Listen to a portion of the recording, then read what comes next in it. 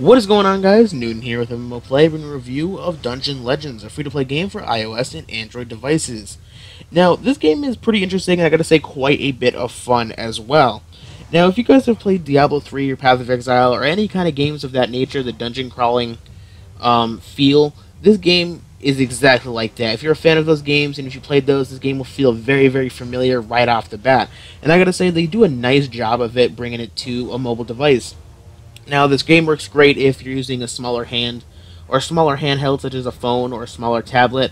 I think it works a little bit nicer just because you can hold it a little bit more comfortably while playing a game like this, but it works well too with an iPad, which is what I'm using. And overall, like I said, it's really, really nice on a mobile device. They've done a great job, a good amount of polish to the graphics, the combat feels nice, and overall, I'll stop talking about how great it is and just show you guys. So, first, we can hit play, we can hit train skills, and skill selection. So there's quite a few options before we jump into the game, which I want to show you, which is pretty cool. The game has a little bit of depth to it, which I've enjoyed quite a bit. So first, we can go ahead and train.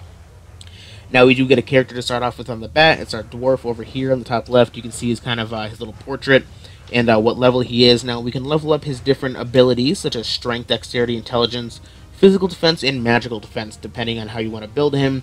You want to build him tanky, strong, other things like that. And the skills will kind of benefit you based on what skills you want to level up. Now, the game does have a skill tree, as you can see here. Now, there's quite a few coming. We have our basic skill tree. There's more to come, which is cool. It shows the game is going to get some updates. And there's more along the way, which is nice to see. So first, we have our basic skills, which is our basic melee. Like our basic melee warrior type skills. It's very, very simple, straightforward, not too hard to grasp. And we have some other classes we can kind of unlock based on what level we get, which is pretty cool. We can mix and match, unlock different skills the more we play the game. And you're not just limited to kind of just one skill tree. The more you play the game, you can unlock all these different skill trees and play any kind of class that you want, which is where these this training or the passive stats come into play. If you want to play more melee class, more tanky, you'll probably go into strength and physical defense and other things like that. You want to play mage, you'll probably go intellect and magical defense. You want to play a ranged class like a hunter, you'll probably go dexterity with a mix of physical and magical defensive.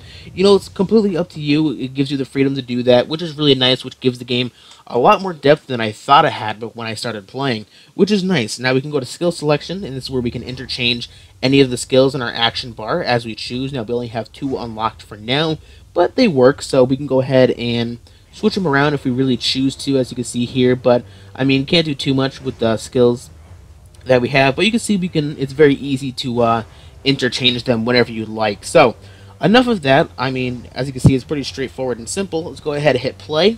We'll hit save with our skills there, and we have a ton of different kind of areas we can jump into.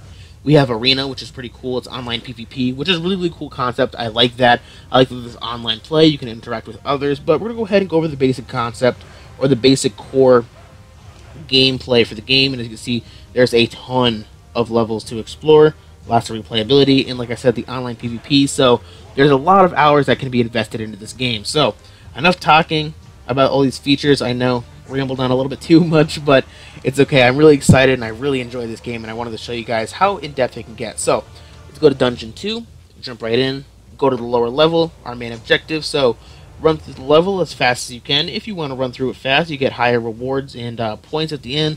Watch out for the traps, which I just ran into twice. Good going here. And there we go. We got some skeletons, we got some mobs to kill. We can go ahead and use our skills if we choose to.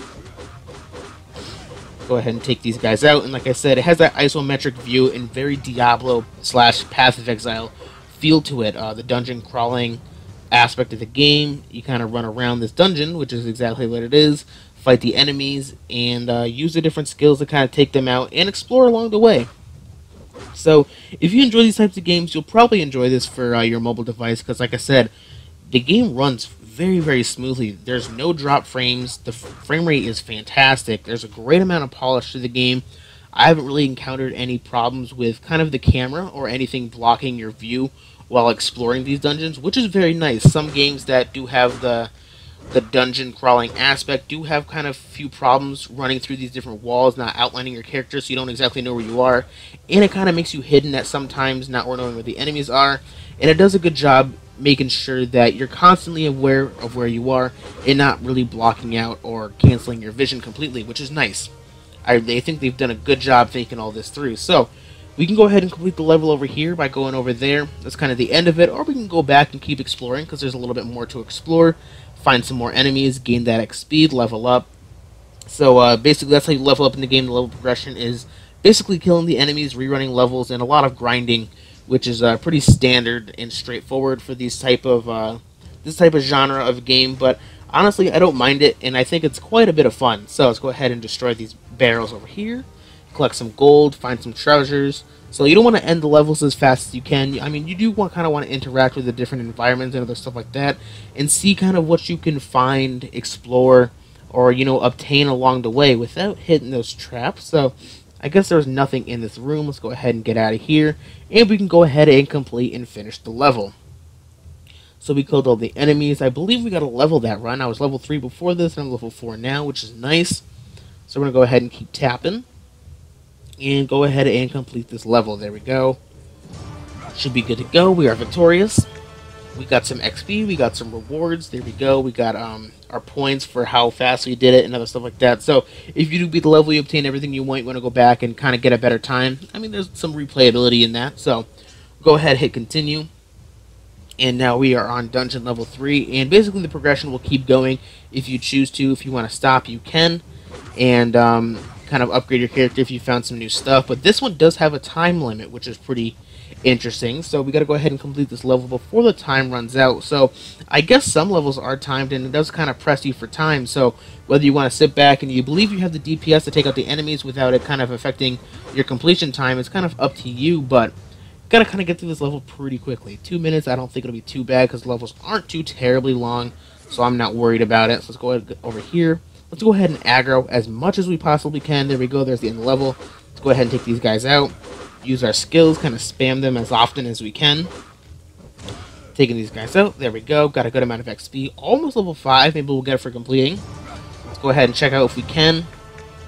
99 XP. I think that'll level us up. I'm not too sure. If not, it'll bring us pretty darn close. So we can go ahead and hit quit now.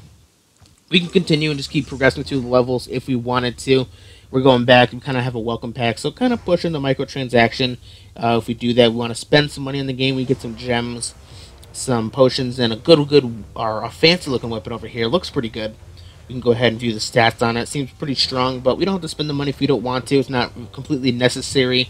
Just by investing a few hours into the game, or however long you have, you can obtain some pretty good stuff and make some really good progress in the game. So like I said, if you guys enjoyed Diablo or these type of dungeon crawler games, this game does a fantastic job bringing it to basically mobile devices. I feel it works better on basically a smaller handheld device. Like I said, a phone earlier. It's a little bit weird playing on an iPad just because you kind of have to stretch your thumbs if you're holding your iPad in your hand to kind of click on the skills, but it's not too bad. You can kind of just place it down on a table and tap along. But like I said, it works nicely on a phone. I think where it works the best, but I'm going to go ahead and give this game an 8 out of 10. It pushes the microtransaction a little bit. You can get some really, really good items and stuff like that by spending some money on the game, making your progression much, much faster, which is a little bit of a drawback. I wish they can kind of push the, the pay-to-win aspect, but it's not completely pay